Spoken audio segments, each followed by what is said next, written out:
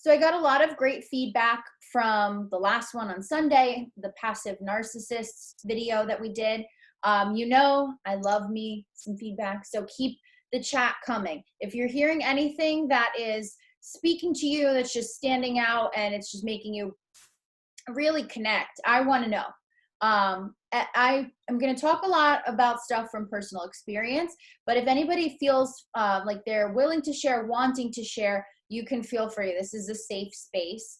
But my hope is that I give you guys at least something thought provoking for our call together. If you want to talk further on it, but a little bit more clarity on what to actually do after you realize that, or even though you may realize that you have a narcissist in your life, passive narcissist in your life, how to handle that will be just as much on your end as it is on how, what you present to them on their end. So we will get into that. So make sure you keep that chat popping. Okay. Okay. So the screen's. Can someone type in the chat if you can hear me? Because I had a weird freeze on my end.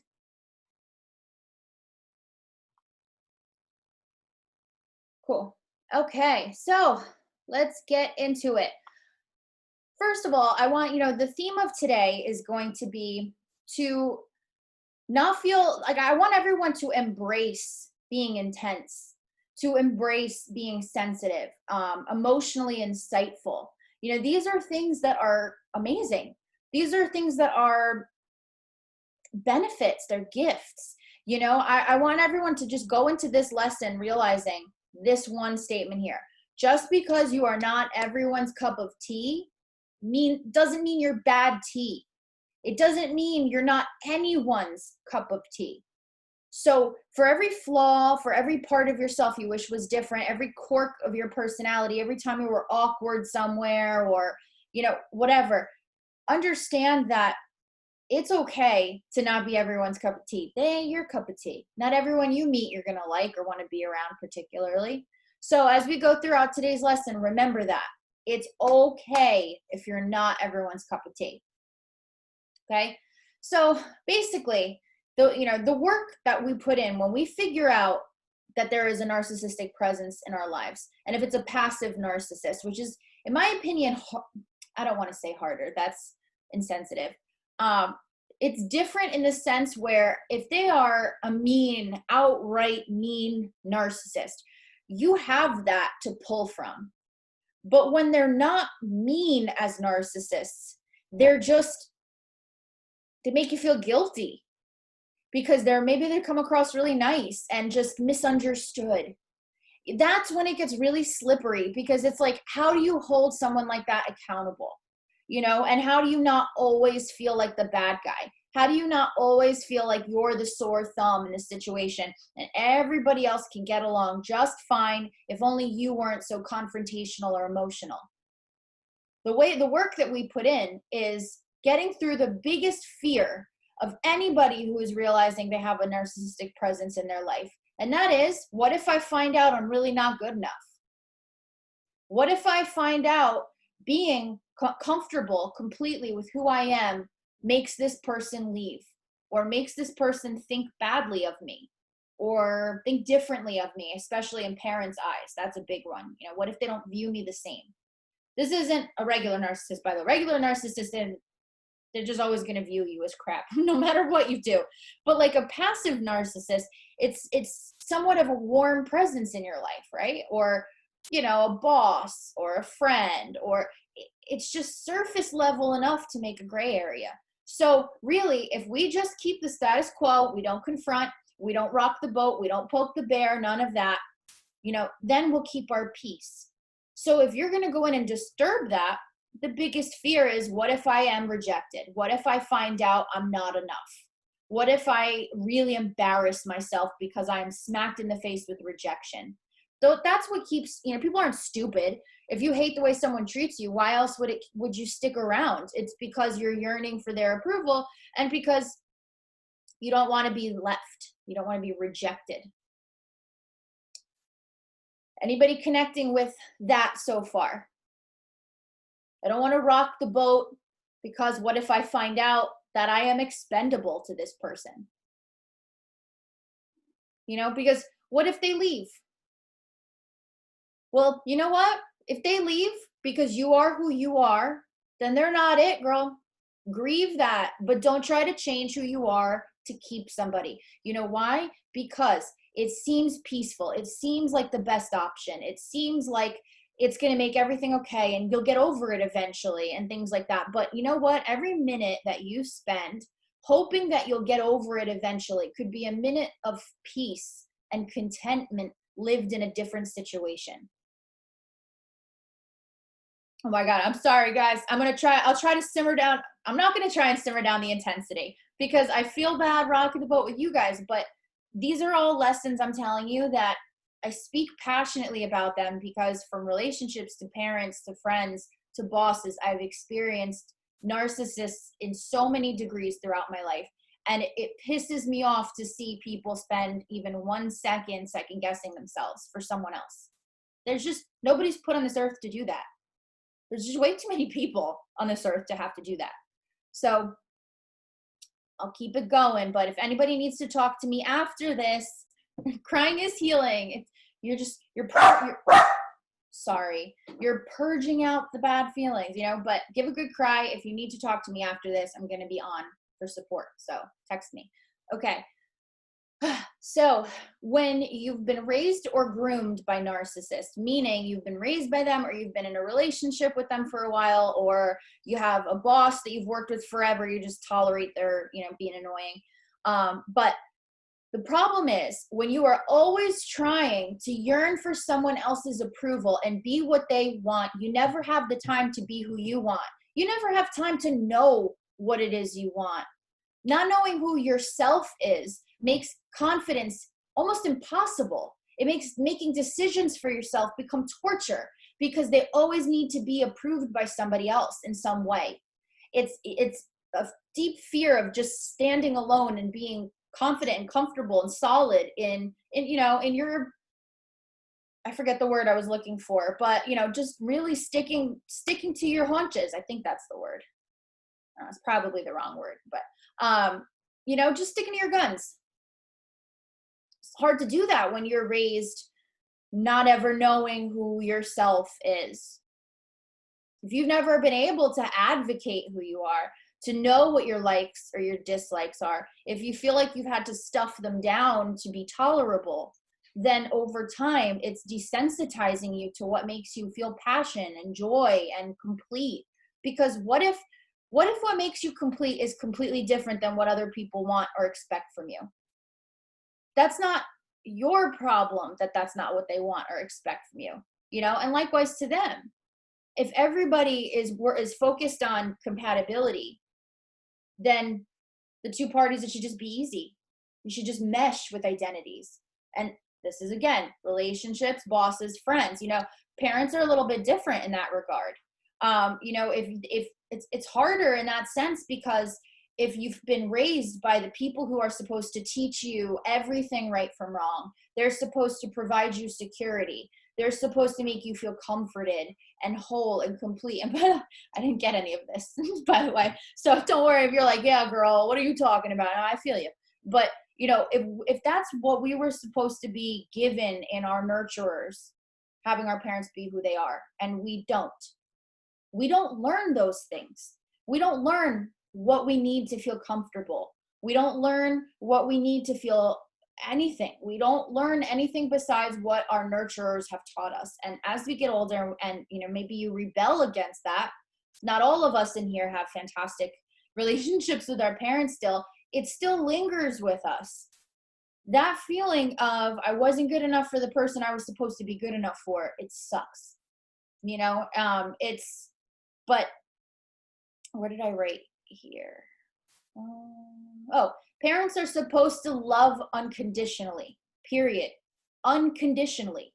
Whether you're lazy, whether you're an overachiever, whether you are an asshole. I mean, like this says someone only a mother could love. That's what we're told.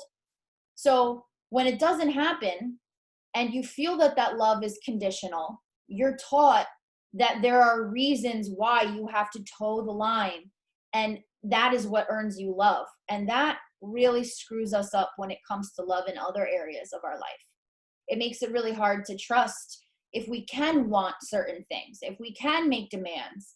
You know, who the hell wants to be a demanding woman these days? Especially now, you throw on top of it that you were raised to never make a peep, otherwise you're wrong and you're the bad guy, and you have a recipe for zero confidence in making decisions or feeling just in demanding. That confidence, that safety in making those demands wasn't provided. Again, I feel you. So to find out who you are, you have to make an agreement with yourself to stop apologizing for the process of figuring it out. It is hard. It is hard to go through decades of life to come to the realization that the people that you've thought a certain way about your whole life, maybe you've thought that way to protect yourself. I certainly did. I never really blamed I still don't blame my parents. You know, they're doing the best they could, I guess. It's who they are. They're narcissists, not personal, but I didn't think, as bad as I logically knew my childhood was, I didn't think of them as like your typical abusive parents. They were, loving at times. They were, it seemed like they had a lot of values and family. Now that I'm older, I see it was all a reflection of their own image, but it makes it really difficult. So don't let that be a weapon that parents use to wield that over you, that control over you. If you feel like if you're just too confrontational, your parents aren't going to talk to you anymore. That's what I mean when I say the real fear is, what if they don't talk to you anymore? Would that be your fault that they didn't talk to you simply because you wanted to be treated a certain way? And that way being with respect. Simply because you wanted to be respected, or you wanted to be comfortable in their presence, or you were voicing something of a concern. If that is a reason for a parent to neglect a child at whatever age, that's so painful. But that should never be the reason to develop your life around that presence. It's not a two-way street in that regard. Don't change who you are to keep anybody in your life. I love this line. You weren't birthed to chase anyone. That's meaning parents, relationships, bosses, friends. You were not put on this earth to convince anybody of being worthy of staying. If both parties don't feel that they want to be with that other person, whoever it is owes it to each other to make that known. And if it's a kid with a parent, if you say, it hurts me so much to be in your presence that I can't do this anymore unless we make some agreements here. If the parent is open to having a child in their life by any means necessary, that's a conversation that they'll entertain. But the pain that comes from realizing that maybe it's not a conversation they want to entertain, that is really deep and really hard to deal with, but it is a grieving process. So to find out who you are, you're going to have to make a list of boundaries. You're going to have to make a commitment to what you like, who you are, how you feel, how you talk about things, how you react about things. You got to back up. You got to have your own back. That is hard, and it is really scary to do. But in order to regain that identity, or gain that identity, I should say, and know who the hell you are and feel good about that, then it's the rough waters you got to get through. I'm trying with the analogies, but like come 8 p.m., my brain is like, so talking all day. By the end, I don't know how the hell you guys even understand me by the time I get to the Zoom. But, you've been conditioned to think what you want is wrong, what you think is wrong, and you're saying that you want that is wrong. It's too dramatic. It's too inconvenient. It's too annoying. It's too intrusive. That's something I hear. I hear that between parents who demand money from their kids, and when their kids want anything from their parents in return, it's not reciprocated. They're too dramatic. When I hear with couples, it's, I need this boundary to feel good and feel comfortable. And it's, well, if you keep badgering me about that, we're never going to get to a good place. So you need to understand when you make that commitment to yourself to figure out what you need, what you want, who you are, it's going to come with moments where it's not about fighting for what you want, but it's not about letting it go either. You have to be willing to piss off the person that you want to put your boundaries down with. And remember, it's okay. It's not life threatening to be pissed off. It's not soul crushing to know that your kid is upset with you. It should be like upsetting, sure, but like it should be upsetting to the point that you do something about it, not until the point where you're absolutely devastated. Trust me, I've been there. Oh my God, my father, I've been working on him his whole life to help him try and lose weight and to eat healthier. And because truly he's overweight because he eats very, very unhealthy. He had a triple bypass surgery when he was like 50. So, it was like a huge anxiety of mine. And, oh crap, where's the story going? I had a really good one planned. Hold on. There's a lot to pull from. So if I don't remember this one, I'm sure I could pull from the log. But crap. What was I saying right before? Nope, the whole thing's gone. Like I said, we'll have a replacement story in a few minutes. So, if you're waiting for weight loss, on that note, if you're waiting for weight loss to satisfy you when you don't even know what it is that you are dissatisfied with in life, you will be disappointed. Because come that moment when you get to that goal, and it doesn't have to be weight loss, it could be anything, it could be career driven. Come that moment when you get to that goal, it is heartbreaking to not feel satisfied still. And that is because if you don't have a clear indication of who you are, what you want, and what is satisfying to you, you won't know any different. We pin it on what we think we need in order to feel satisfied, but it ain't the case. Plenty of skinny, dissatisfied people out there.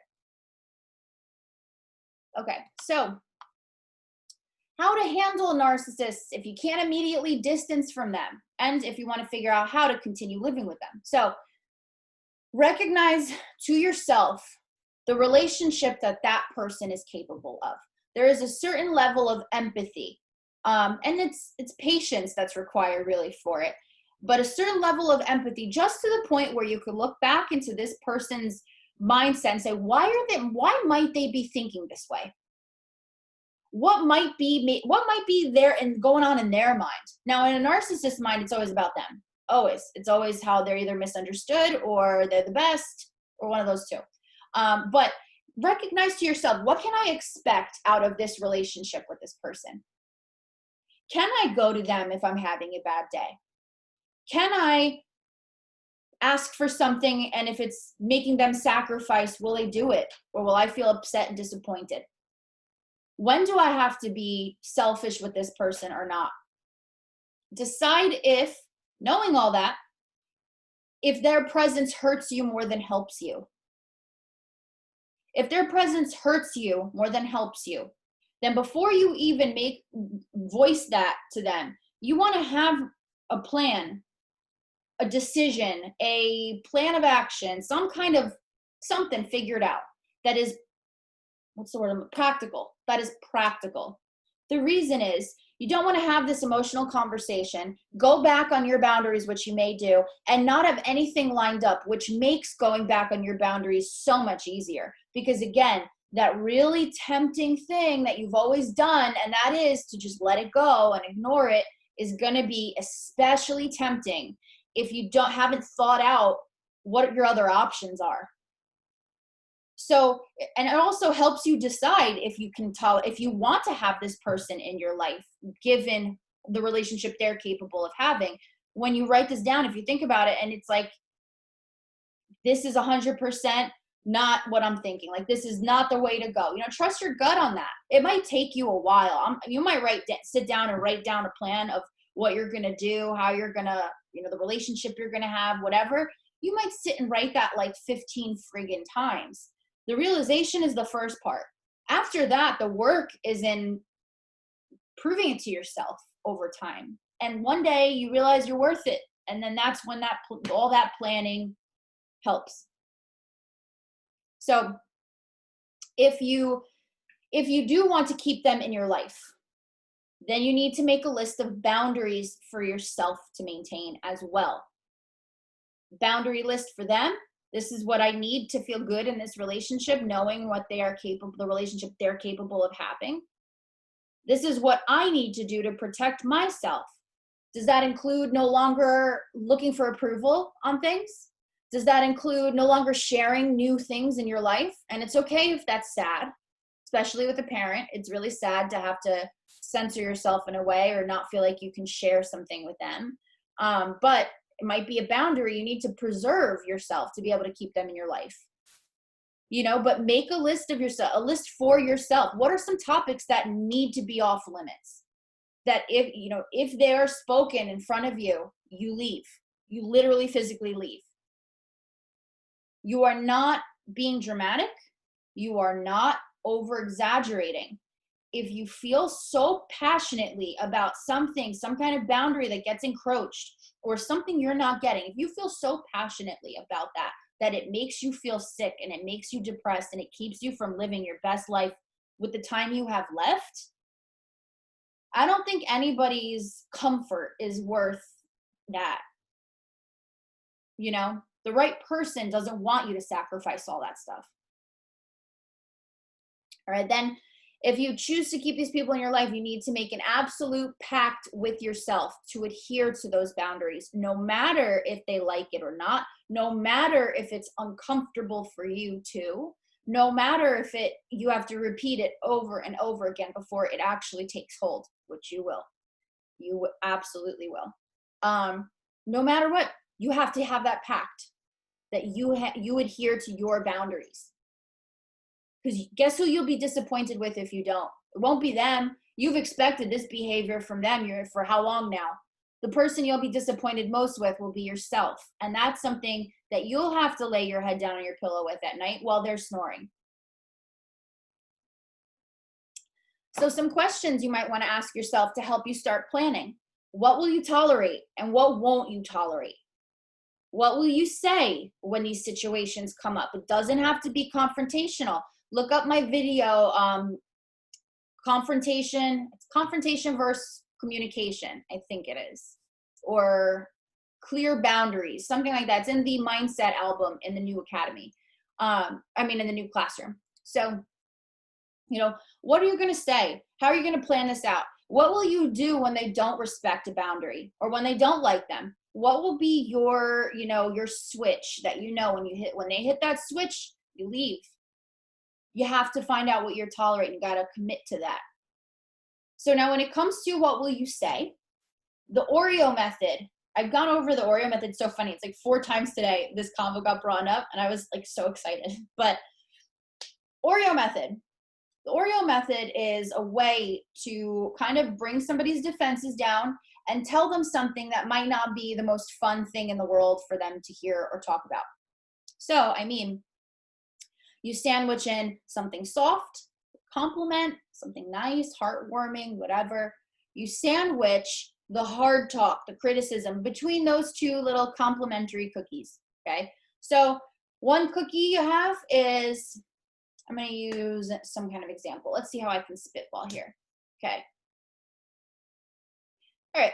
I'm going to use a popular one that I've heard from a lot of my clients. So I know it's not just me. But when my mom insists on calling me to have me counsel or console her through her marital issues, which is like wildly inappropriate, but I grew up doing that. So of course, it's par for the course for her. But one of those boundaries I've had to repeat over and over and over again. Now, sorry about the dogs. How I would bring it up to her is I would say, here's the cookie, I love that you feel comfortable talking to me and that you value my input so much. But I think it's inappropriate and not my place to offer any insight because you're both my parents and it makes me uncomfortable. I love talking with you. I don't want you to not talk to me. I'm just asking that you don't talk to me about marriage stuff. But, definitely I would recommend talking to a counselor or somebody who can help, who specializes in marriage counseling. They'd give you far better advice than I would. And this way, we can talk about other stuff. She still didn't freaking like it. You know why? She's a narcissist. But it stopped her from continuing to talk about my father. You know what? The strength is going to come in when she responds, or when you go to say that to someone and they respond with your pain point. And what do I mean by that? When my mom responds, well, I mean, you're there for everybody else all the time. Maybe if I was paying, you'd be there for me. So with every ounce of restraint in my body, when my mom calls me up after working for 8 hours on the phone all day to continue to unload on me and says that, is I said, I wouldn't let you pay me, but it's still inappropriate for me to guide you on your marriage. I hope you can still talk to me about other stuff. And then I'll hang up and I'll probably like scream into a pillow because like, what is my life that I have to handle grown people all the time? But like meaning my parents. But then it's over. And you know how the funny thing about how they get mad, and when they're over it, you should be over it. Typically when they're wrong, it's one of those situations. So like, yeah, we didn't talk the rest of the night, but the next day I got a text like nothing happened. And I might have to repeat that boundary, that Oreo, several times, and it's just annoying. Does she really mean that I'm a money grubbing, awful daughter who's not there for my mother? No, not even in her dramatic brain do I think she means that. I just think that she's expressing feeling hurt, and her wants are more important at that moment. She's narcissistic. It's okay if she's uncomfortable. If ever it's so much that she doesn't want to talk to me anymore, that will hurt, but it's not my fault. It took a long time to get there, by the way, guys. It was a lot of fighting, a lot of crying, a lot of silent treatment. And so I'm saying it like it's just say this and you'll be good. No, I know. It's like dealing with Medusa. Like, I know it's not that easy, but it's all about your peace, your feeling of comfort. Your whole life, it hasn't been. So assert your boundary, maintain your level of composure. You're a thermostat. Remember that. Don't let anybody make your temperature go up because it doesn't need to be. If someone wants to listen to what you're saying, they can stop and listen to what you're saying. You don't have to yell. You don't have to be, emotional. You don't send the novel long text messages, because if they're narcissists, they don't even give a shit about that. They don't even read it. But just confidently, coolly, without anger, just assert your boundary. Give them the Oreo method. And how they feel about that is for them to go to therapy about. Okay? So, let's see. Okay. Look at this chat. So busy trying to keep everyone else happy, I really don't even know who I am anymore. Very common. It's extremely common, especially like as we get older and we're dealing with hormonal issues too. It feels so alienating. And so when you feel you have nothing in common with the people around you, and you feel you can't complain to the people around you, you don't want to complain, period, you just start to feel like, I'm just going to do what I got to do every day and clam up. And that sucks. It makes you feel like what am I here to do? Just same routine every day, same song and dance. That's how I lived my life with my ex-husband, muted my whole personality and self to fit in and be what he wanted. Yeah. Don't ever be afraid to embarrass the person you're with for being yourself. Don't ever be afraid to just, respond to something in a way that makes them unattracted to you. Like if they could be unattracted to you or leave you or lose love for you, then that's there to begin with. And you should probably take that into consideration before investing any more emotions in that person. Because if it's so easy for them to leave you, why are you, we don't want to, that's a pretty shaky foundation to build a house on, Same, my ex was super abusive, but I would beg for him back, and I pretend he was good at things he was horrible at. Oh my God. I did that with my narcissistic ex. Yo, this kid, I say kid, he was like 5 years older than me. Looking back, it's pretty gross. I started talking to him when I was like 18, but whatever.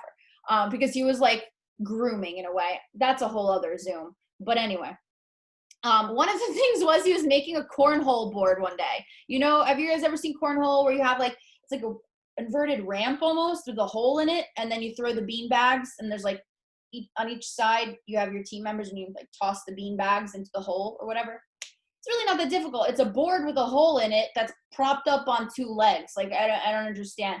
This asshole was outside for I promise you an 8-hour period. He threw the board across the street at one point. I have no idea. It was so bad. And I was like, no, it looks great. You're doing great. It's going to be okay. Like, it was like my job to calm him down. This big ass man baby. Just, yeah, I did stuff like that all the time. I remember drinking more than I wanted to just to keep someone in my life, you know, thinking like, I don't want them to think I'm lame and, you know, I can't hang, getting sick as a result and just being left to fend for myself and still going back, still trying to be like, well, it was obviously because I'm a dumb hoe who can't keep their liquor. I obviously do not feel this way anymore, but that's the toxic place that you can be in when a narcissist completely strips you of that ability to put the blame on them, completely makes you not see them as the villain and the person that's wrong, and makes you think it's better to have them than to have no one. You know, truthfully, best thing he ever did was like leave me. But yeah, I feel you. Makes me realize a friend is a narcissist, extremely common. And history binds people. Not wanting to be the friend that's confrontational or starts the problem, that keeps you there. Having friends and being older, especially because the older you get, the harder it gets to make new friends. You know, so I mean, especially these days. By the way, Bumble BFF is really cool. I recommend it highly. I love it. It's a little weird at first because you feel like you're on a dating app, but everybody's there for the same reason. It's because it's hard as hell to make friends when you're older. So once you're out of school, it's kind of shot. Um, I just don't need to seek her approval. Just help me realize, throw this friendship away. Absolutely. If your friendships do not enrich your life, if they only take and they do not give, there is no reason to keep that in your life. That history doesn't mean anything. If it's not a reciprocal relationship, it's never going to be worth it. Oh, that was a weird. Hold on. You see marks all over my hands. I was painting this stuff that got blown over in the friggin' hurricane yesterday. So I live above my parents and they help me a lot with my daughter so things can blow up, and then I'm right back down there the next day. I have no problem stating my mind to the point I may even be considered combative, but when I try to speak normally, nobody listens. And when I get pissed off, I'm the crazy one. Yeah. If you haven't, try and watch the passive narcissists one because they thrive on that.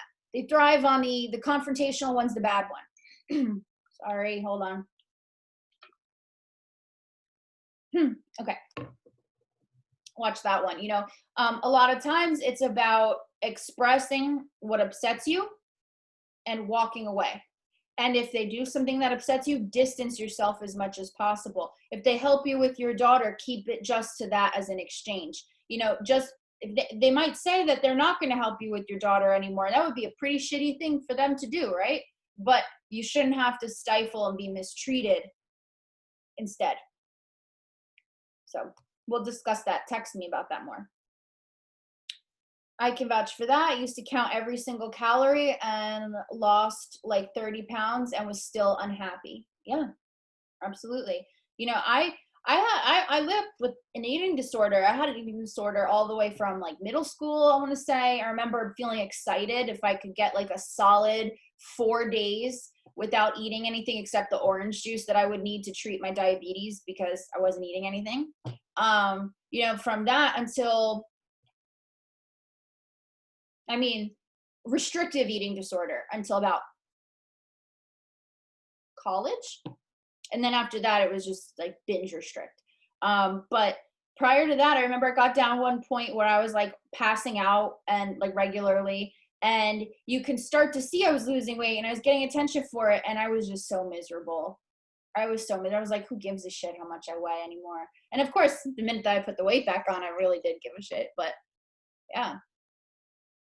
Happiness is not built on anything like that. I censored myself from my mother about 25 years ago. Yeah. If it's more toxic than it is helpful, it's painful, but it doesn't mean that it's not necessary. Ouch, moms are freaking terrible sometimes. My mother's infamous for sweeping shit under the rug. It's so infuriating. Sweeping shit under the rug, the shit's still there. You know, like I always try to say that, like the shit's still there. So, you know, let's see. I think my friend is a narc, especially when he is mad or explodes for something that he doesn't like. I feel like I'm exhausted with that behavior and can't even say anything without him getting annoyed. I'm starting to set some boundaries and I can see he gets bothered by it. Also, when you're doing that, you know, also remember it's how we phrase these boundaries, like the Oreo method. If we say it in a way that is angry, and I get it, because you can be angry, you know, especially if they're doing stuff that's pissing you off, you know, but it's the way you phrase it, because when you're dealing with a narcissist, you're dealing with someone whose ego will always be more than their concern for hurting you. In that moment, especially, you know, passive narcissists, they soften and they just don't want you to be mad at them anymore. Sometimes you get that out of them. But when you're dealing with a different kind of narcissist, you know, it's about stating your boundary respectfully, not berating them for it, and then walking away if they have a problem with it. Let them stew on it. Let them simmer on it. You know, they'll let them digest that themselves. You state your case, you make your point, you keep moving, because you're not concerned with their reaction. Nothing they're going to say to you really matters unless they're okay with it. So you make your case and you move it on. That's why I say you have to be okay with them being pissed at you. Like, you have to be okay if they don't talk to you for a bit, because otherwise, how you're going to stick to your boundaries? You can't fight your way through them. Trying to make a narcissist understand your point through fighting is a completely losing battle. The only way to do it is to state your case and then keep your distance until they're ready to have a conversation about acknowledging it. Or accept and decide the relationship that you can have. But fighting for a narcissist to hear you, that's just going to cause you a ton of energy lost. So I don't think I have much voice left. So I feel like we covered a lot. I feel like we got pretty deep. I'm really excited to have some even deeper conversations about this with you guys. So if any of you want to text me and continue, feel free. I'll be on till about 10 tonight. So yeah, I'm here for you. I hope everyone is okay after this Zoom, because I know this can be really emotional, you know? So love you guys. You all deserve all the love and care in the world, and you're fabulous exactly how you are. And I am grateful and fortunate to know you all. So enjoy your night. I'm here if you need to talk. Bye-bye.